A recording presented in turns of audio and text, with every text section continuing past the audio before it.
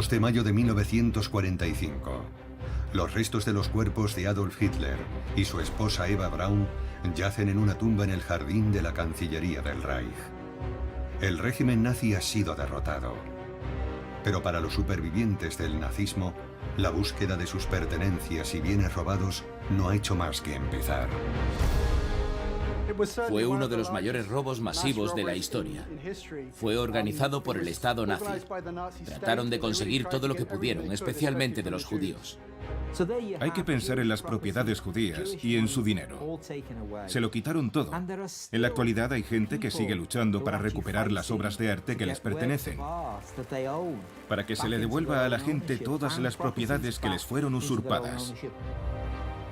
No fueron solo las pertenencias y propiedades lo que desapareció. Muchos de los criminales de guerra también se esfumaron de repente.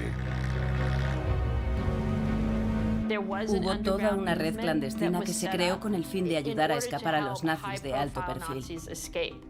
Muchos volvieron a llevar una vida normal después de la guerra. Las sentencias fueron muy indulgentes y los indultos se gestionaron rápido.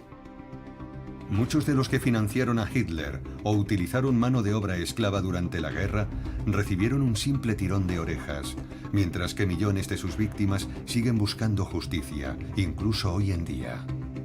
Si quiere saber dónde está el oro nazi, solo tiene que ir a Zúrich y buscar bajo las calles. El oro de Hitler.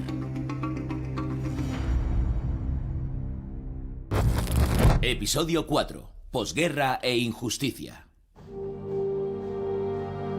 Europa, 1945. El poderoso Reich de los 1000 años se encoge bajo el avance de los aliados en ambos frentes. Detrás de las líneas enemigas, los bombardeos aliados desmoralizan a las tropas y a la población alemana.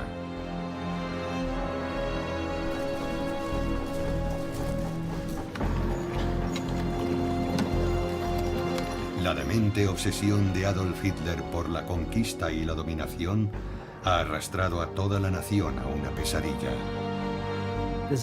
Hay unas imágenes increíbles tomadas desde un avión que sobrevuela Berlín justo al final de la guerra. Y se ve la desolación que hay abajo.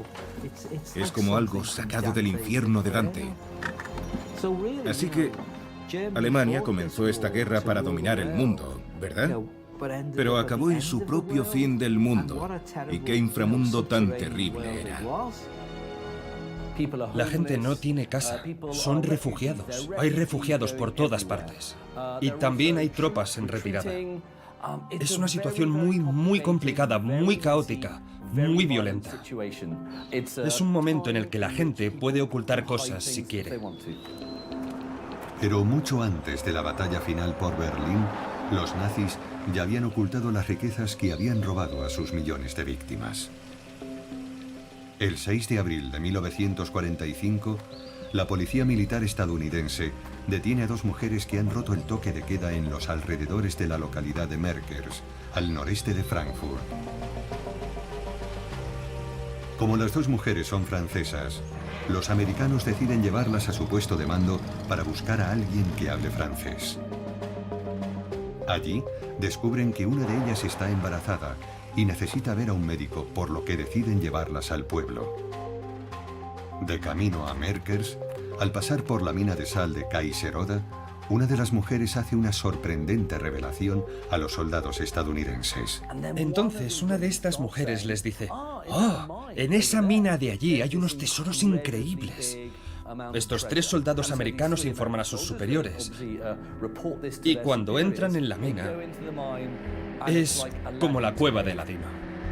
Dentro de la mina, los militares estadounidenses encontraron más de 8.000 lingotes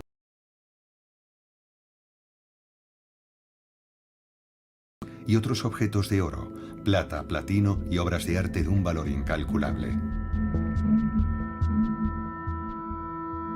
Los soldados han descubierto un fabuloso tesoro de joyas, plata, dinero, lingotes de oro y obras de arte. El botín acumulado durante 5 años de guerra. En los meses siguientes, se harían hallazgos similares por toda Alemania y sus territorios ocupados, sobre todo obras de arte. Otros bienes iban a ser más difíciles de encontrar, ya que muchos nazis de alto rango consiguieron llevarse el dinero y los tesoros robados a países neutrales.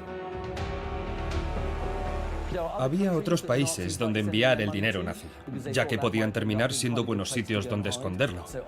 Argentina era uno de estos lugares. Y otro lugar elegido era España. Una gran cantidad de dinero se envió allí, yendo a parar a grandes holdings que en esencia lo que hacían era lavar dinero para los nazis.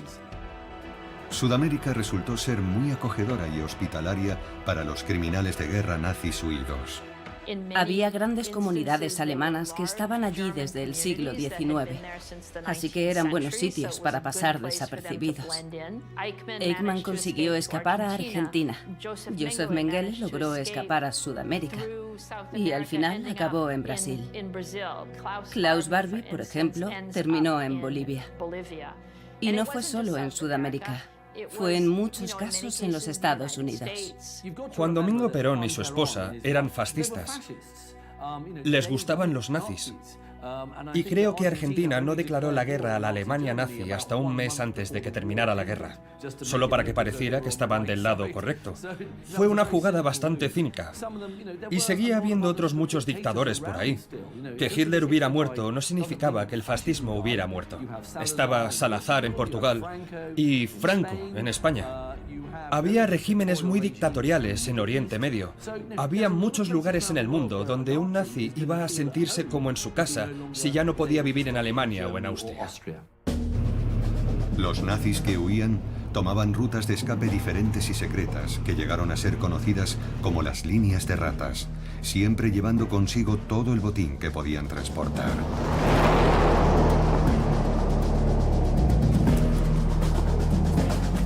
Algunos escaparon a través de Dinamarca, otros a través de España. Pero la vía más conocida es la ruta que iba a través de Alemania y Austria, cruzando los Alpes, por el paso del Brennero. Y desde allí llegaban al Alto Adigio, llegaban a Italia y a ciudades como Bolzano y Murano. Y allí, algunos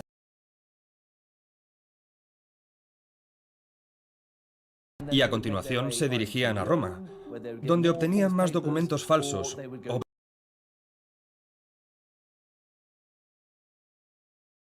roja bajo un nombre falso. Alfios de guerra, deportados, trabajadores forzados y otros civiles que no tenían documentos de viaje válidos. En muchos casos, los criminales de guerra nazis robaron o falsificaron estos documentos para poder escapar. Incluso elementos corruptos del Vaticano conspiraron para redirigir estos salvoconductos de la Cruz Roja a los nazis que huían. Muchos nazis consiguieron desaparecer y se convirtieron en otras personas. Muchos de los judíos que entrevisté y que terminaron yendo a Buenos Aires reconocieron a gente de los campos nazis en los barcos que también iban como refugiados al mismo lugar. No podemos decir que el Vaticano los ayudase como organización. El Papa no indicó en ningún momento que hubiera que ayudar a los nazis a escapar. Pero sí hubo miembros del Vaticano y sacerdotes, e incluso un obispo llamado Luigi Judal, que ayudó activamente a fugitivos nazis a escapar facilitándoles documentación. En los archivos de Santa María del Ánima en Roma, donde el obispo Judal vivía y era rector, hay cartas de dirigentes nazis en las que dicen: por favor, ayúdenos. Se ha dicho que muchos de estos nazis fugados vivieron el resto de su vida protegidos y financiados por una organización secreta conocida como la Organización de los Antiguos Miembros de las SS u Odessa, y que esta organización se financiaba con lo que los nazis habían escondido en el extranjero. Hablé con un nazi, un hombre llamado Erich Pritka, que había sido encarcelado en Roma, hasta que murió no hace mucho. Me habló sobre su huida a Argentina y me dijo: no había ninguna Odessa y ojalá hubiera existido porque así habría tenido algo de dinero. Algunos de aquellos nazis llegaron a Argentina siendo bastante pobres y otros eran muy ricos. Eso nos indica que algunos de ellos se quedaron los tesoros y otros se quedaron sin nada. No todos los nazis iban a conseguir escapar. Muchos iban a enfrentarse a la justicia en Nuremberg entre ellos algunos que habían participado en la financiación del imperio criminal de Hitler. Pero ¿estaban allí todos los que debían ser juzgados? ¿Y cómo iban a acometer los aliados la tarea de juzgar unos crímenes tan atroces o de compensar a sus víctimas?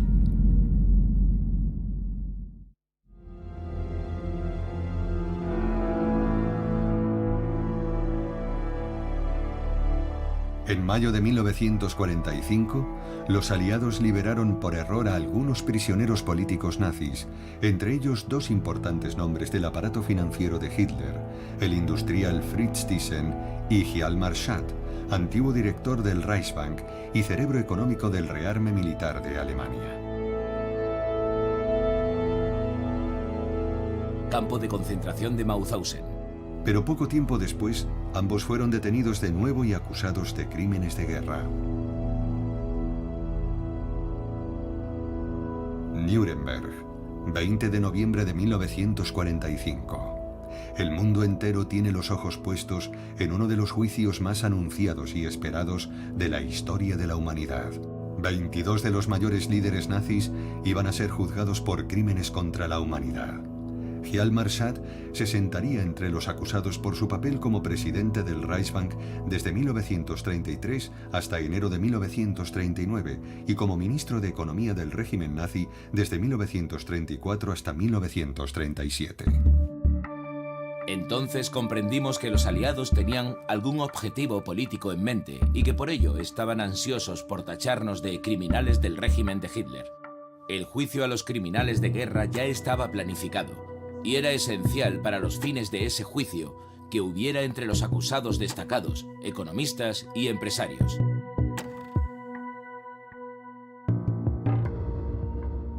Se sospechaba que Schacht había facilitado la guerra de agresión de Hitler y había sobradas razones para suponerlo. Schacht había creado en principio la estructura financiera para el rearme y había reestructurado el comercio exterior alemán para ese fin. No se pudo demostrar su papel en la preparación de una guerra de agresión, ya que Schacht había sido destituido como ministro de Economía en el año 1939, antes del comienzo de la guerra, y no se le podía responsabilizar de las acciones posteriores del régimen. Schacht sería absuelto, y en su lugar, su sucesor como presidente del Reichsbank, Walter Funk, fue condenado a cadena perpetua por la financiación y ejecución de los planes de guerra de Hitler.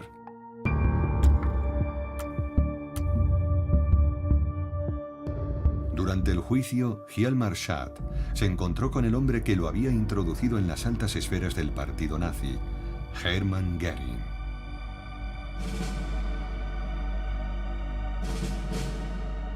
En 1936, estos antiguos amigos se habían convertido en feroces rivales cuando Hitler eligió a Göring para dirigir el segundo plan económico cuatrienal.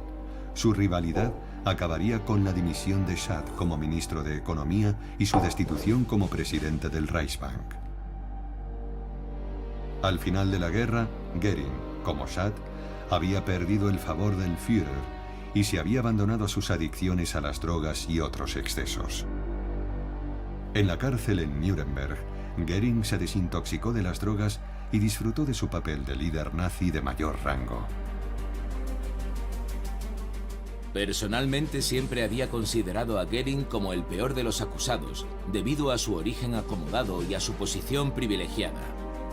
Pero en el juicio de Nuremberg demostró un gran valor, tanto en su comportamiento como en sus exclamaciones entre dientes. El papel de Göring en el rearme del Reich y su responsabilidad en el expolio de las empresas donde se forzó a trabajar hasta la muerte a miles de personas acabó con su condena a la horca. Pero incluso él iba a librarse de la justicia, ya que tomó la salida del cobarde y se suicidó con una cápsula de cianuro en la víspera de su ejecución. Este fue el fracaso final de Nuremberg.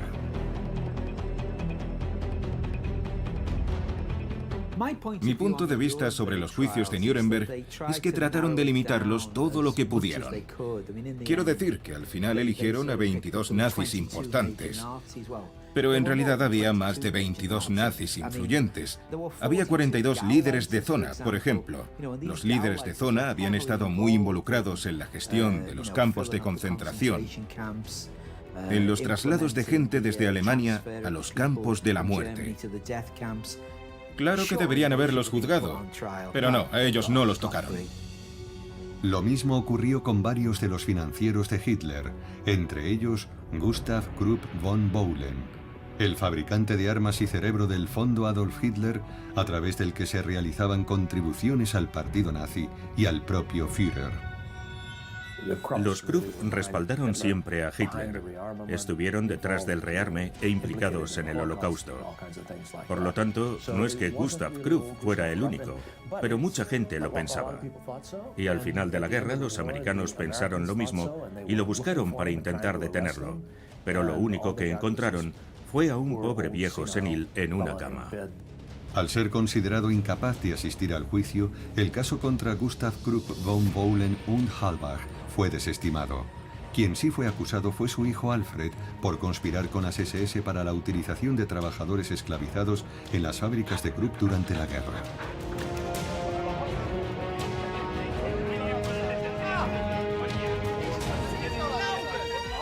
Entre el 9 de diciembre de 1946 y el 13 de abril de 1949, los aliados llevaron a cabo 12 juicios más en Nuremberg, en los que se procesó a los industriales alemanes por su colaboración con los nazis. Pero estos también fueron muy defectuosos. También se llevaron a cabo grandes juicios en Nuremberg contra los industriales alemanes. En uno de ellos se juzgó a la dirección de IG Farben. Hubo otro proceso contra Gustav Krupp y su hijo, y otro más en el que fue condenado un director del Dresdner Bank, Karashi. Está claro que lo que les interesaba a los americanos era purgar la élite económica alemana de antiguos nacionalsocialistas activos y aplastar los centros de poder de la industria alemana con una capacidad potencial de apoyar un golpe de Estado, los grandes trusts y corporaciones. Entre los juicios más destacados está el de Oswald Pohl, jefe de la Administración Central Económica y Administrativa de las SS, que coordinaba el funcionamiento de los campos de concentración, el suministro de mano de obra esclava y el saqueo de las propiedades de las víctimas. El tribunal condenó a Pohl y a 3 subordinados a la pena de muerte, mientras que otros 11 recibieron penas de entre 10 años y cadena perpetua. Solamente Pohl sería ejecutado.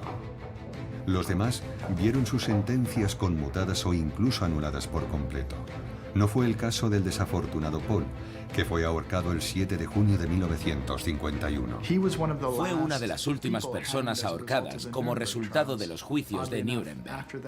Después de aquello, los aliados adoptaron una política más indulgente y tolerante.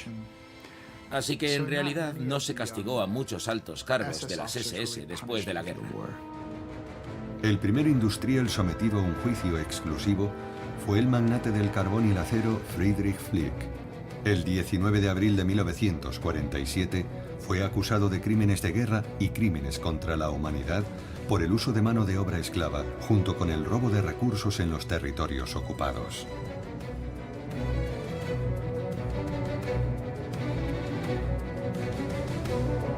Y por último, pero no menos importante, por la financiación del partido nazi y las SS. Finalmente, fue condenado a solo 7 años de cárcel. En el segundo gran proceso, celebrado del 27 de agosto de 1947 al 30 de julio de 1948, se juzgó a IG Farben, el gran conglomerado químico cómplice del nazismo que suministró gasolina y caucho sintéticos, así como el infame pesticida Ciclón B, que se utilizaría para asesinar a millones de judíos. IG Farben era la mayor corporación alemana y la que utilizó el mayor número de trabajadores esclavos, trabajadores forzados civiles y reclusos de los campos de concentración. Es conocido que IG Farben construyó una gran fábrica junto al campo de concentración de Auschwitz, solo con trabajadores forzados, IG Farben Auschwitz-Monowitz. IG Farben era el paradigma del trabajo forzado y los miembros del Consejo de Administración también fueron condenados.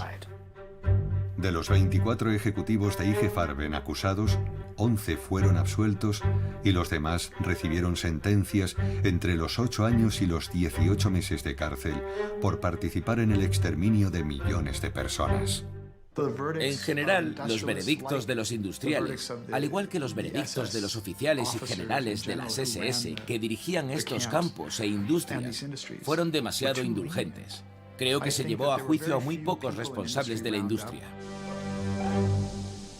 Los juicios a los industriales fueron una absoluta farsa, en el sentido de que dejaron libres a todos los directores de estas grandes empresas con la disculpa de que solo habían cumplido órdenes. Y como si no hubiera pasado nada, todas las grandes empresas del periodo nazi se convirtieron en las grandes empresas de Alemania de la posguerra. Los juicios de Nuremberg no fueron la única ocasión en la que los nazis se enfrentarían a la justicia por sus crímenes. En todo el país y en los antiguos territorios ocupados, tribunales civiles juzgaron a antiguos nazis y colaboradores en un proceso conocido como desnazificación. Como ocurrió en Nuremberg, esto no hizo más que arañar la superficie de la arraigada infraestructura nazi.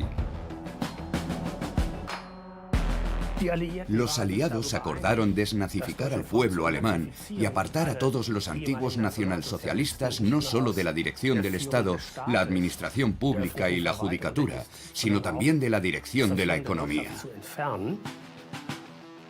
Los estadounidenses ya habían elaborado listas de empresarios y miembros de consejos de administración alemanes a los que querían interrogar y luego, si correspondía, detenerlos. Y así lo hicieron. Si tenemos en cuenta el proceso de desnazificación y las consecuencias para los socios y financieros de Adolf Hitler, encontramos una serie de casos de una indulgencia chocante. Max Hamann, el director del imperio editorial que hizo de Hitler uno de los hombres más ricos del mundo, fue condenado a 10 años de trabajos forzados.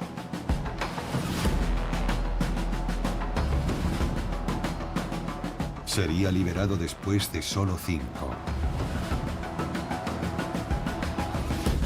El fotógrafo personal de Hitler, Heinrich Hoffmann, con quien el Führer ganó millones en derechos de autor y que comerció con obras de arte saqueadas, fue condenado a solo 4 años de cárcel.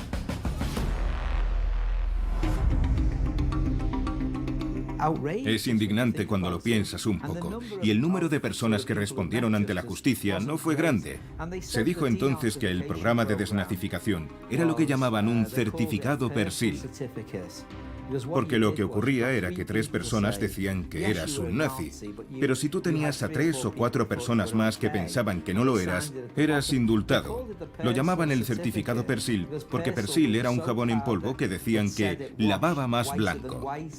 Y con este sistema se blanqueaba tu pasado fácilmente.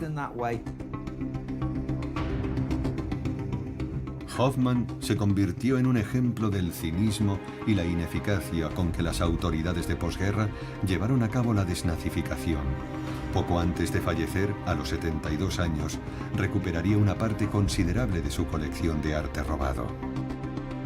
Algo similar ocurrió con numerosos industriales y empresarios que apoyaron y financiaron el régimen nazi. A partir de 1947, se tomó la decisión de reconstruir la industria alemana a largo plazo.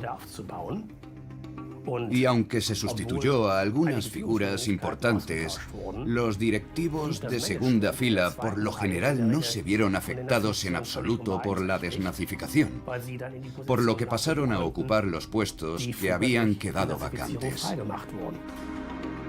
El 11 de septiembre de 1949, el presidente Harry S. Truman nombró a John J. McCloy alto comisionado de los Estados Unidos para la Alemania ocupada. McCloy puso en marcha indultos masivos para distintos criminales de guerra nazis, cuyas sentencias fueron conmutadas o anuladas, entre los que se encontraban la mayoría de industriales juzgados en Nuremberg. Fueron indultados porque Estados Unidos y los demás aliados occidentales normalizaron su relación con la República Federal de Alemania. Y luego, como contrapartida de esta normalización y del inicio del rearme de la República Federal y la reintegración de Alemania en un sistema de tratados consolidado, también accedieron a liberar a los antiguos nazis que seguían encarcelados por los aliados. El más prolífico y leal de todos los industriales hitlerianos, Friedrich Flick, era libre en 1950. No solo recuperaría todas sus empresas situadas en Alemania Occidental, sino que también invertiría en varias empresas en desarrollo y sería el mayor accionista de Daimler-Benz. Acabó siendo el hombre más rico de Alemania Occidental. A su muerte, en 1972, dejó un imperio económico de 330 empresas y una facturación de 8.000 millones de marcos. Alfred Krupp también fue indultado en 1951 y recuperó parte de sus industrias confiscadas. Recobró su fortuna personal y reconstruyó el imperio de su familia. Incluso creó una fundación que lleva su nombre y que incluyó en su consejo al banquero Hermann Joseph Abs. Uno de los presidentes del Deutsche Bank durante la guerra, Abs fue responsable de la arianización de empresas confiscadas a propietarios judíos. Nunca fue procesado por sus crímenes e incluso conservó la presidencia de estas empresas.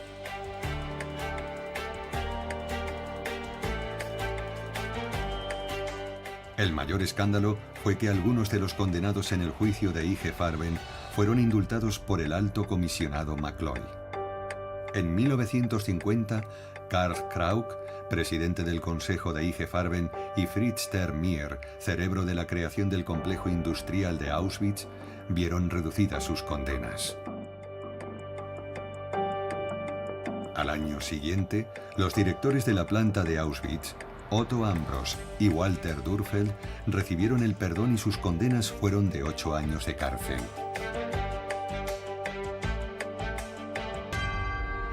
Al igual que Flick y Krupp, casi todos los criminales de guerra de IG Farben se reincorporaron al mundo empresarial alemán de la posguerra en puestos importantes.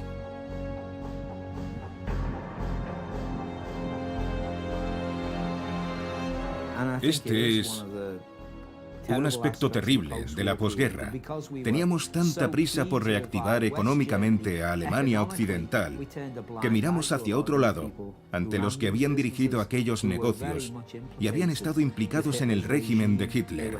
Esos hombres habían usado trabajo forzado y esclavo. Las filiales americanas en Alemania Opel GM y Ford Werk también habían usado mano de obra esclava en la guerra. Insistieron en que no habían tenido control de sus filiales alemanas. Ambas iban a hacer lo posible por conseguir los beneficios generados en Alemania durante ese periodo. Ford y General Motors se encuentran con un problema al final de la Segunda Guerra Mundial. Tienen beneficios que se han acumulado en las plantas de Opel y Ford Werk en Alemania. Otro problema es que el marco alemán tiene un tipo de cambio muy desfavorable frente al dólar estadounidense. Entonces, ¿cómo pueden llevarse esos beneficios a Estados Unidos desde el punto de vista político o económico? En los años 50, tanto Ford como General Motors intentan repatriar sus beneficios, pero perdiendo dinero en el cambio. Además de embolsarse los beneficios de la guerra, ambas empresas reclaman compensaciones por los daños sufridos durante la guerra en sus fábricas alemanas. Pero con cinismo supremo, tanto Ford como General Motors pidieron al gobierno de los Estados Unidos compensaciones por daños de guerra en sus fábricas. Piden compensaciones por los daños que habían causado los aliados a sus empresas en el Tercer Reich. General Motors, de hecho, lo consigue. El gobierno estadounidense les paga una indemnización de más de 30 millones de dólares por los daños sufridos. Ford pidió lo mismo, pero 20 años después del final de la guerra, el gobierno americano, en este caso, solo le dio $1 millón como compensación. Aunque los aliados dejaron escapar a los industriales y financieros alemanes, rastrearon bien las enormes riquezas y bienes nacionales robados por los nazis. Al final de la guerra, los servicios de inteligencia diseñaron un plan para recuperar el botín nazi robado en países neutrales, bautizado como Operación Puerto Seguro. La Operación Puerto Seguro fue una operación encubierta dirigida por la Oficina de Servicios Estratégicos de los Estados Unidos, precursora de la CIA, con el fin de combatir el lavado de dinero que los nazis llevaban a cabo por el mundo. A través de esta operación, los aliados recuperaron parte de los bienes robados por el Reich y desarrollaron un programa de restitución controlado por la Comisión Tripartita del Oro.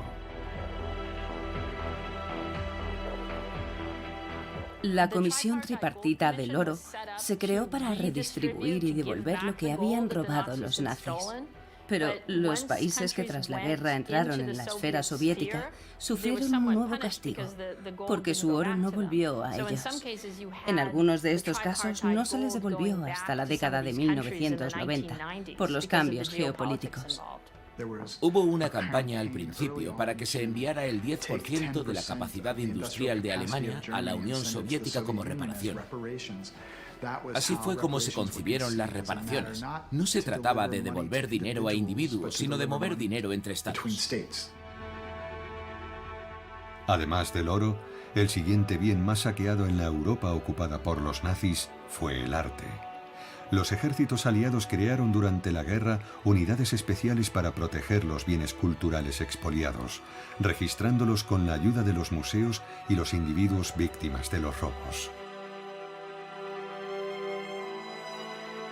Al principio tuvieron un éxito relativo, pero hubo una parte muy considerable de aquel arte, sobre todo pinturas, que ya no se pudo encontrar y que se han dado por perdidas. Hubo algunos casos en los que los soldados americanos se llevaron algunas obras de arte, pero también hubo casos en los que aquellos depósitos de arte habían sido saqueados por los alemanes en los últimos días de la guerra. Dado que lo escondieron los nazis y después se pudo recuperar parte, no sabemos cuánto desapareció. Pero lo que sí sabemos es que había muchas obras de arte. Hay muchos museos y galerías de toda Europa que tienen un espacio vacío donde antes había una obra de arte. De hecho, sigue habiendo gente hoy en día que está comprando y vendiendo arte robado por los nazis en secreto. No nos equivoquemos, es una actividad criminal, pero no tengo ninguna duda de que hay gente muy mala por ahí que sigue comerciando con bienes robados por los nazis. Pero serían las víctimas del nazismo las que encontrarían los mayores obstáculos para recuperar sus legítimos bienes y posesiones en la posguerra.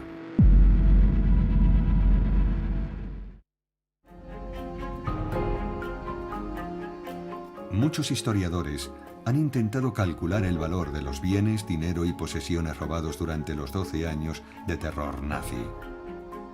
Aunque se ha recuperado una parte, aún falta mucho, lo que ha dado lugar a teorías conspirativas, búsquedas de tesoros e investigaciones sobre el oro nazi hasta el día de hoy. Todos hemos oído historias sobre el oro encontrado en el fondo del lago Toplitz, pero allí nunca se ha encontrado nada. También se habló de un tren cargado de oro, escondido bajo las montañas polacas. Una vez más, nunca se ha demostrado que sea cierto. Se han escrito muchas tonterías sobre el oro nazi, y la gente habla. Es algo muy propio de un thriller o de una película. Pero sospecho que debe haber, todavía, cierta cantidad de oro escondido. Y yo diría que si ese oro está en algún sitio, es debajo de las calles de Zúrich o Ginebra. Va a estar en un banco suizo.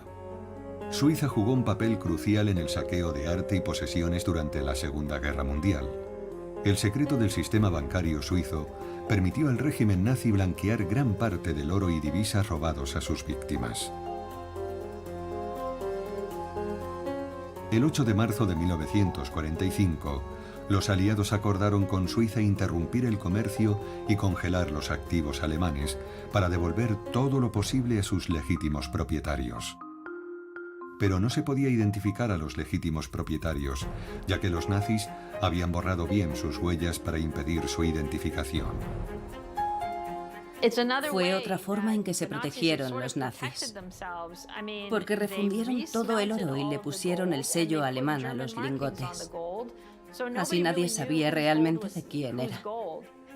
Al final de la guerra, cuando sus herederos trataron de reclamar, los bancos les pidieron un certificado de defunción que demostrase que los beneficiarios finales habían muerto. La respuesta solía ser: Auschwitz y Dachau no nos dan certificados de defunción. Así no había forma de probar la muerte. Y los banqueros suizos alegaban: vaya, pues lo sentimos, no podemos hacer nada por usted. Los demandantes lo tuvieron difícil para presionar a los bancos suizos a fin de que revelaran información sobre los bienes y activos recibidos durante la guerra. Sobre todo porque los suizos aprovecharon el inicio de la Guerra Fría para frenar gran parte de los procesos de restitución. Así que tenemos todas estas propiedades que en realidad pertenecen a otras personas y que nunca fueron repatriadas. Una vez más, ¿por qué? Es parte de esta psicosis de la Guerra Fría. No podemos sacar este tema en este momento. Ahí están esas propiedades judías, ese dinero, todo lo robado en ese periodo. Es un verdadero escándalo. Y es un escándalo que no fue reparado. No fue hecho en el periodo de la posguerra. Después de la caída del muro de Berlín en 1989, se desclasificaron millones de documentos relacionados con la Segunda Guerra Mundial que arrojaron nueva luz sobre la participación de instituciones bancarias y multinacionales en el entramado financiero de Hitler. No fue hasta más tarde, durante el mandato de Clinton, cuando hubo una iniciativa seria para que las industrias individuales pagaran reparaciones a las antiguas víctimas individuales que habían estado viviendo como supervivientes durante los últimos 20 o 30 años. Aún más tiempo cuando ocurrió esto, en los 90. Aquello fue el principio de una nueva fase. Estos documentos demuestran que la pretensión suiza de neutralidad en la Segunda Guerra Mundial fue una pura farsa. Los documentos también demuestran que estos envíos se llevaron a cabo en camiones que llevaban estampado el escudo suizo. En otras palabras, se utilizaron vehículos de transporte suizos y que los lingotes de oro estaban claramente identificados como procedentes de Alemania. Estas audiencias del Congreso de los Estados Unidos sirvieron de base para varias demandas presentadas por víctimas del nazismo que buscaban justicia.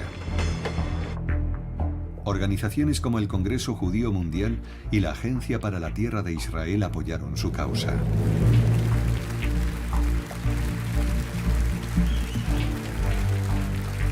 No hay ni una sola razón en el mundo para que un dólar, un shekel, una libra esterlina, un franco estén en cajas fuertes y en cuentas de los bancos cuando no les pertenecen. Cada moneda que pertenece a los judíos debe ser devuelta a los judíos individuales y al pueblo judío. Bajo la presión de las organizaciones, las autoridades suizas anunciaron una comisión para investigar y revelar sus actividades bancarias durante el periodo nazi. Ahora queremos saber la verdad y actuar en consecuencia. Y si tenemos que levantar el secreto bancario para estos casos durante 5 años, lo haremos. No solo publicaron numerosas listas de todos los activos sin dueño que tenían en sus bancos, invitaron a que se reclamara desde cualquier lugar del mundo, pero además crearon un fondo de más de $1.000 millones destinado a ayudar a las víctimas de los nazis. Otros países siguieron su ejemplo y crearon comisiones para investigar su implicación con Hitler y su régimen, lo que llevó a plantear una nueva pregunta. ¿Qué pasaba con los trabajadores esclavizados y forzados que fueron explotados por el régimen nazi y sus socios? ¿Qué compensación recibirían? En 1999, el canciller alemán anunció la creación de un fondo de compensación para las víctimas del trabajo esclavo. Entre las empresas firmantes estaban las sucesoras de Krupp e IG Farben, BASF, Hess y Bayer. Se pagaron unas cantidades muy pequeñas en compensaciones en los primeros años después de la guerra. Algunos trabajadores esclavos judíos obtuvieron alguna compensación y Francia y Bélgica pagaron a sus ciudadanos que habían sido deportados a Alemania. Pero al levantarse el telón de acero, la mayoría de los trabajadores forzados del Este quedaron aislados de Europa occidental y hasta la década de 1990 no se volvió a plantear este tema. Fue entonces cuando se decidió, siempre por la presión de otros países, que el gobierno alemán y las empresas alemanas pagaran una compensación a todos los trabajadores forzados y esclavos del Este.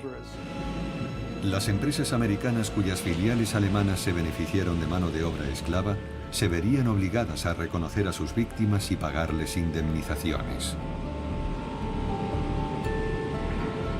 Ford y General Motors empiezan a hacer frente a demandas de los esclavos que habían ayudado a que se enriquecieran durante el Tercer Reich. Se presentaron demandas en Estados Unidos en una acción colectiva contra esas empresas y los tribunales estadounidenses alegaron no tener jurisdicción sobre lo ocurrido durante el Tercer Reich. Pero gracias a esas demandas, tanto Ford como General Motors crearon fondos de compensación para ayudar a las víctimas del trabajo esclavo. Todavía queda la cuestión de si esos esfuerzos han sido suficientes, pero ha habido un reconocimiento sobre el tema. Hoy en día, mucha documentación sigue esperando a ser desclasificada. Se siguen descubriendo tesoros y obras de arte perdidas, y miles de cuentas bancarias de víctimas del régimen criminal de Hitler siguen sin ser reclamadas. Todavía estamos asimilando el legado del Tercer Reich y de la Segunda Guerra Mundial. Las víctimas no han recibido la justicia que merecen. Es de vital importancia que historiadores, periodistas e investigadores sigan trabajando para averiguar a dónde fue a parar el dinero, qué beneficios pueden seguir acumulándose en cuentas bancarias y cómo se puede seguir haciendo justicia en el siglo XXI. Creo que es mejor llamarlo un intento de hacer justicia. No fue completo ni satisfactorio, pero el hecho de intentarlo sentó precedentes. Esto es lo que recordaremos de todo aquello. No es aceptable que este tipo de crímenes se cometa sin que haya compensación, restitución y justicia. Era un pésimo estudiante. Un artista fracasado, fue casi un indigente durante años. Un cabo del ejército, amargado, que por un trágico azar del destino llegó al poder mediante la manipulación y el engaño para infligir miseria y muerte sobre millones de personas. Pero no lo hizo solo. Detrás de él hubo muchos que financiaron su ascenso al poder y se beneficiaron conscientemente del negocio de la guerra, del saqueo de todo un continente, del trabajo forzado y de la muerte de millones de inocentes. Adolf Hitler eligió la salida del cobarde, pero muchos de los que le ayudaron en el mayor expolio de la historia nunca llegaron a rendir cuentas. Es imposible hacer un cálculo real de cuánto robaron los nazis. ¿Qué se incluye en esa cifra? Se incluye el oro que robaron de los países ocupados, todos los activos que se llevaron a los bancos suizos, las propiedades que robaron, los negocios que robaron, el arte que saquearon. La lista es interminable. La verdad es que fue un robo terrible, que todavía, a día de hoy, estamos tratando de asimilar. ¿Hace que uno se sienta mejor o peor saber que tampoco fue tan rentable y que lo hicieron de todos modos? Si puedes entender eso, puedes entender el Tercer Reich. Si crees que solo se trataba de beneficios, nunca entenderás el Tercer Reich.